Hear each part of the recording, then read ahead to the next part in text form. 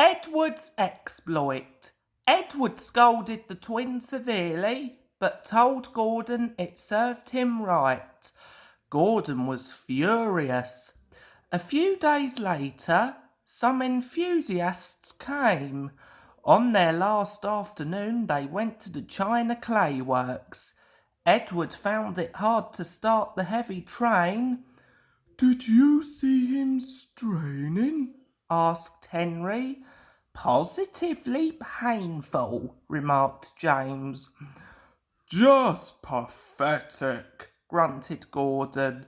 "He should give up and be preserved before it's too late." "Shut up," burst out Duck.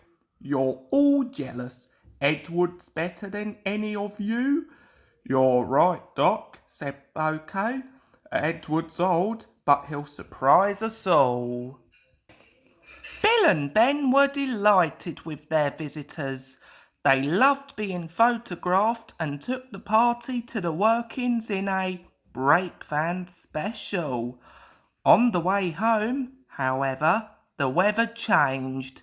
Wind and rain buffeted Edward, his sanding gear failed, his wheels slipped, and his fireman rode in front, dropping sand on the rails by hand. "Come on, come on, come on," panted Edward breathlessly. "This is dreadful." But there was worse to come. Before his driver could check them, his wheel slipped fiercely again and again. With a shrieking crack, something broke and battered his frame and splashes up and out of shape. The passengers gathered round while the crew inspected the damage. Repairs took some time. "One of your crank pins broke, Edward," said his driver at last. "We've taken your side rods off. Now you're a single like an old-fashioned engine. Can you get these people home? They must start back tonight."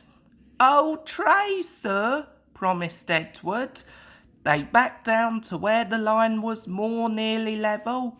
Edward puffed and pulled his hardest, but his wheels kept slipping and he just could not start the heavy train.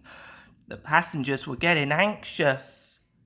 Driver, fireman and guard went along the train making adjustments between the coaches. "We've loosened the couplings, Edward," they said. "Now you can pick your coaches up one by one, just as you do with trucks." "That will be much easier," said Edward gratefully.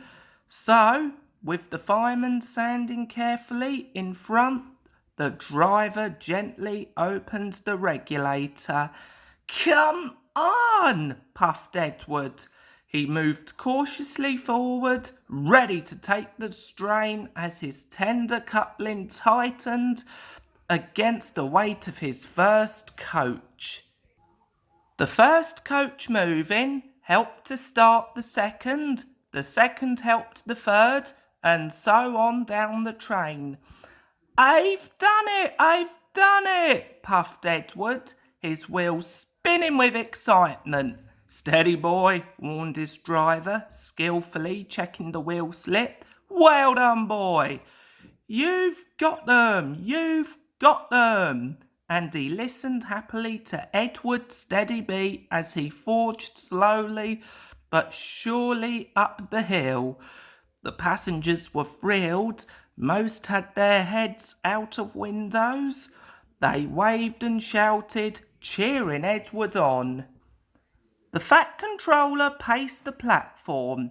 Henry, with the special train, waited anxiously too.